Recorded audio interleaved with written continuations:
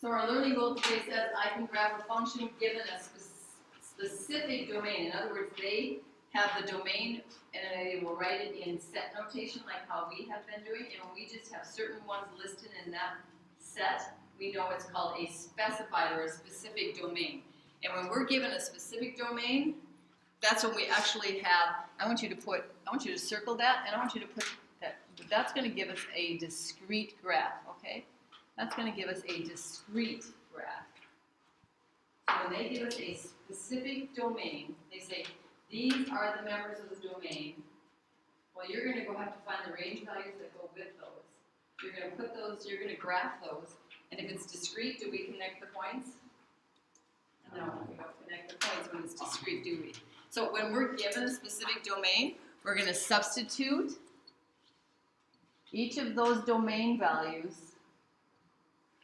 into the function. We're going to take each of them one at a time, substitute them into the function, and evaluate for y. In other words, we're going to get the y value, the range value that goes with that domain value.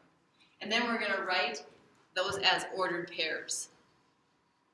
So kind of like how those answers were given that you said, that isn't how we showed our answers. Well, when we have an x value and a y value that go together, we can write them as ordered pairs, which then our second bullet point says we can graph them now on a coordinate plane. Okay? So we are going to be given specific domain values that we're going to substitute into the function, get the y value or the range value that goes with it, write that as an ordered pair, and then we're going to go graph it, and we're not going to connect the dots because it's discrete. So number one, here's our first one. We have negative 2x plus y equals 3. The specific domain is, let's put a box around that so we can see how it is written. When it is written like that, when we have domain and it's written as a set in set notation like that, that's when we know it is a specific domain. So how many members are in the domain? How many members are there in the domain? 4. 4, which means we're going to substitute 4 domain values in to get range values for, which means there will be how many ordered pairs then? 4. 4, which means there will be how many points on our graph then? 4, yeah.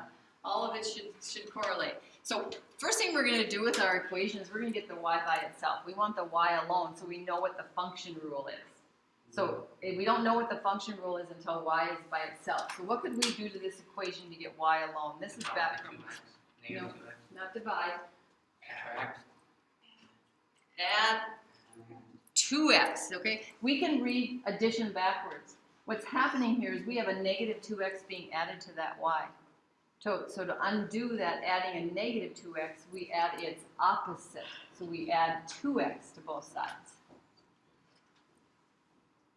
And we end up with y equals 3 plus 2x.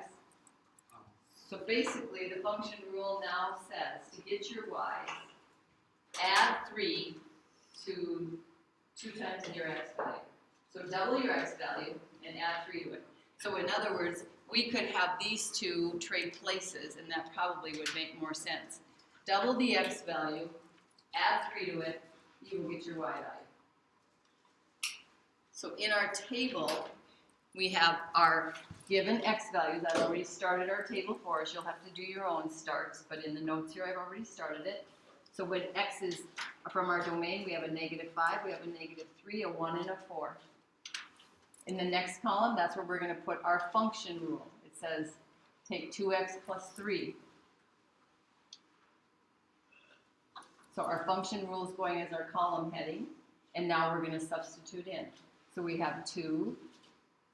In place of the x, we have a negative 5. This is where we're going to try not to use our calculators because we'll show more steps of work.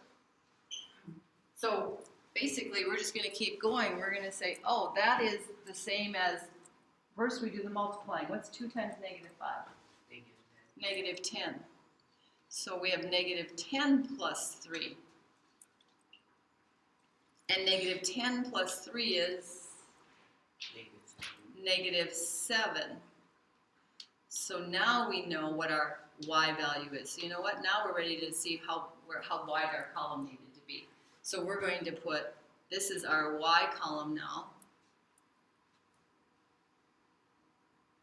And then last but not least, we are going to have a column where we're going to write the ordered pairs that are going to need to go on our graph. So what's the ordered pair we could write for this one? What point is this one? Remember, ordered pairs are x, comma, y.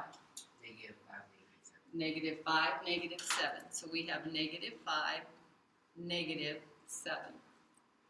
We know that that's going to be one of our points on our graph. Now, we could go put it on there right away and then move on, or we could just fill our table out first and graph them. Let's go put it on there.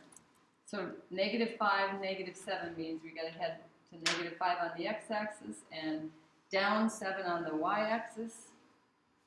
And we should be ready to plot a point. -5, -7. 5 on the x-axis in the negative direction, 7 on the y-axis in the negative direction. There's our point. Okay, let's go get another one. Let's substitute in our next domain value they want us to use. The next domain value is -3. So we put it into our function rule. 2 times that -3. And then add 3 to it. 2 times -3. What is it, Sydney? -6. Which is going to give us our y value, which is? -3. So we have another ordered pair. And just so happens the x value and the y values are the same, aren't they? -3, -3. So now we'll go on our graph and we will put an ordered pair at -3, -3. 3 to the left, 3 down. But that's just, okay, never mind. Okay.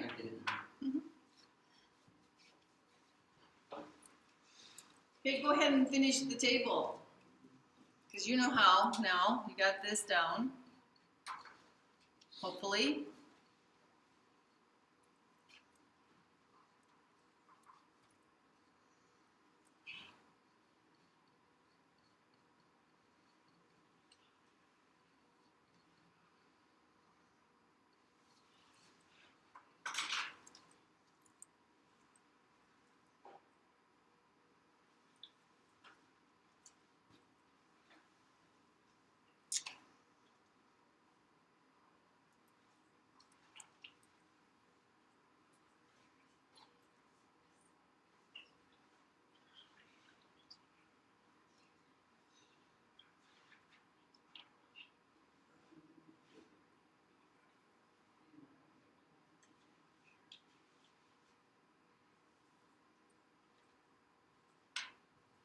Okay, so when x is equal to 1, what's our ordered pair for that one?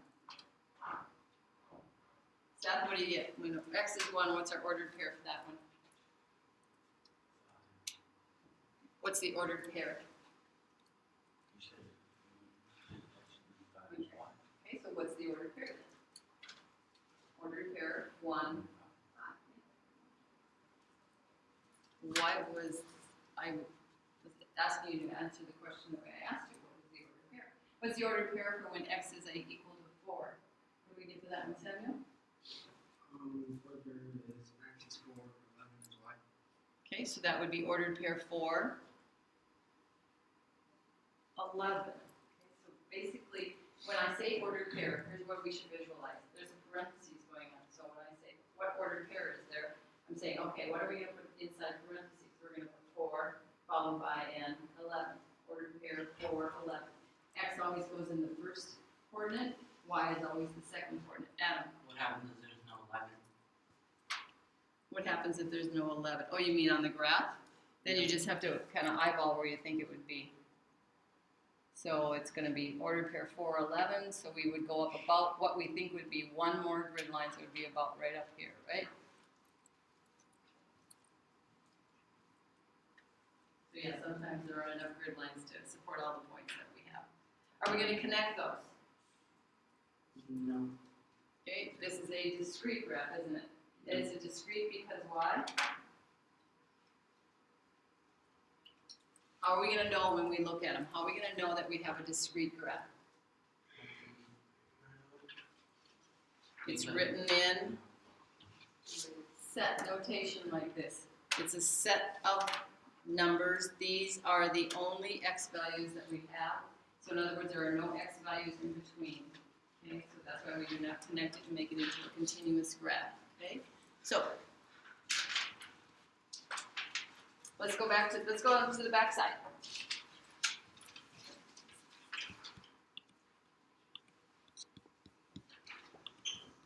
Okay, so our next function is f of x equals the opposite of, this is a tricky one, you really need to be tuned in right now, okay? F of x equals the opposite of, there's a negative sign there. Anybody remember what these mean? What do those bars on the outside of that x mean? They're not parentheses, they're not set notation, they're not brackets, they're bars, they're like vertical bars. Anybody remember what those mean, Maisie? Like absolute number, absolute values. Means absolute value, yeah. It says take the absolute value of x. Anybody remember what absolute value means? What does that mean then? Maisie? Like it says like a 2 is 1 times 2. Okay, Or close. 1 plus 2. Absolute value means distance from 0. So if we have the absolute value of 2, how far is 2 from 0? How many units? 2. So we would say the absolute value of 2 is 2. What other number has the same absolute value? In other words, the same distance from 0? Can you think of another number on the number line that has an absolute value of 2? By this point, we should be able to do this. Seth, could you engage here for me, please? Sit up, put that chair up, and engage. How about -2? How far is -2 from 0? 2 units away. So isn't the absolute value of -2 also 2? Yeah. So we got to understand what absolute value means for this problem. So f of x equals the opposite of the absolute value of 2 and then add 2. Remember, f of x is the same as Why? y. F of x is the same as y. So we really could write this as f of x being replaced by y equals the opposite of the absolute value of x plus 2. Do we already know what the function rule is, or do we have to do any rearranging of this equation? Is the y by itself already? So we already know the function rule in this one. What is our function rule? Y equals. Nope, the y equals isn't part of it. What's the function rule? Also, we don't have to put that in. No, we don't need the y equals part. We just need the function rule part in our next column. And we're not going to make our other columns until we know how much workspace we need. What x values are going to go in our table? -6, -3, 0, 3, 6. So we have 5 of them to do. We should have 5 points on our graph when we're done with this one. Okay, and I'm going to tell you right now that this graph should end up V-shaped. Okay, this is what should happen with it. The point should be making a V, whether they're opening up V or an opening down V. So it's not a discrete. It is discrete. It's just that what kind of pattern should we? What kind of pattern happened in the last one? What kind of pattern were the points making in the last one? Oh, They're kind of like a diagonal line. Yeah, they were linear, and they should have been. In this one, they should not make one big long line. They should not be linear. If we did connect them, they should look like they're in a V-shaped pattern. So let's go substitute in our first one. The opposite of the absolute value of -6 and add 2. Well, the only thing we're going to do in this first step is find the absolute value of -6. And what is that? 6. 6. So this opposite sign comes along. And I want you in your work table so you can see what we did. I want you to circle this part. And I want you to show that the 6 is what replaced that. So the absolute value of -6 actually is 6. Now the absolute value bars are gone. We have said this is how far that number is from 0. Now That thing, whatever that one line is, looks like a negative. It is a negative, Okay. because remember it was out front there. So it has to come along, it wasn't inside the bars. And now we have a +2. So what we really have here is a opposite of 6, which is -6, right? What's -6 + 2? Negative -4. yeah. Okay, there's our other column now. Now we know where the column's going to be. We're going to get our y value. So -4. And now we'll make our last column, which is writing the ordered pair for that domain value. So what's our ordered pair? -6 and -4. -6, -4. Yep, we just stated in the order. X being stated first, Y being stated second. Okay, let's go put that one on our graph. We'll put ordered pair -6, -4 on your graphs.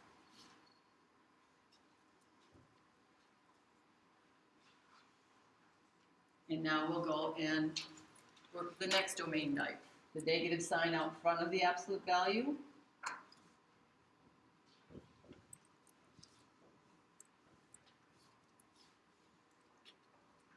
In the next step, the only thing we're doing is taking we're bringing the negative sign along. We're taking the absolute value of -3. How far is -3 from 0? 3 units away. And then we bring along our +2. The opposite of 3 is -3. -3 + 2 is -1. So our y value for that one is -1. So we have ordered pair -3, -1. Okay, you go ahead and try and work through the rest of the table, and then we'll just go graph all the points after. And I'll work it up here just in case you're like a little bit unsure of yourself. You can look up here. And by the way, there isn't such thing as a -0, so when we say what's the opposite of 0, the opposite of 0 really is 0, it's itself, okay? So we're really asking what is 0 + 2 in that next one.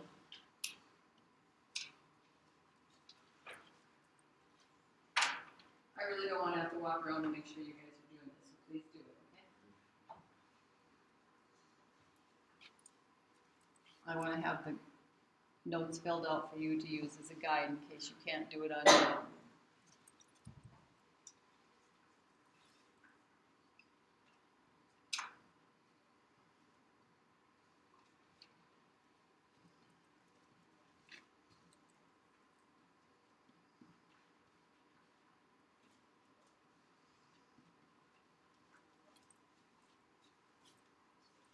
Once your table is filled out and you have all your ordered pairs, you might want to check it out with my table and see if we agree on the ordered pairs that we're supposed to have.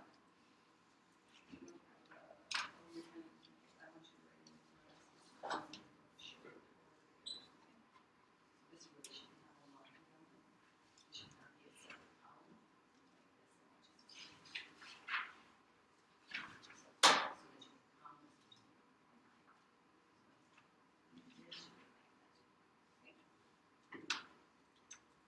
Okay, so check out your ordered pairs, make sure we agree. Go to your graph and plot all those ordered pairs, and you better have an upside down looking V shape kind of going on.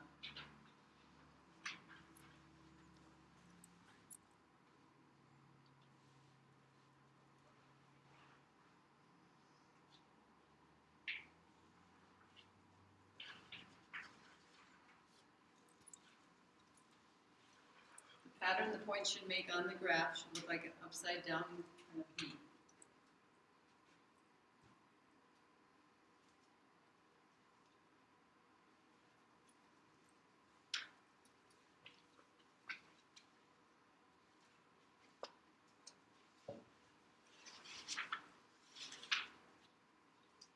Okay.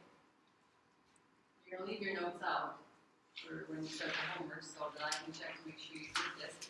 So it might be if you want to help yourself and not have to if you're going to be able to rest. If you want me to rest you, then let's do it now before you move on to your homework. Anybody have any questions?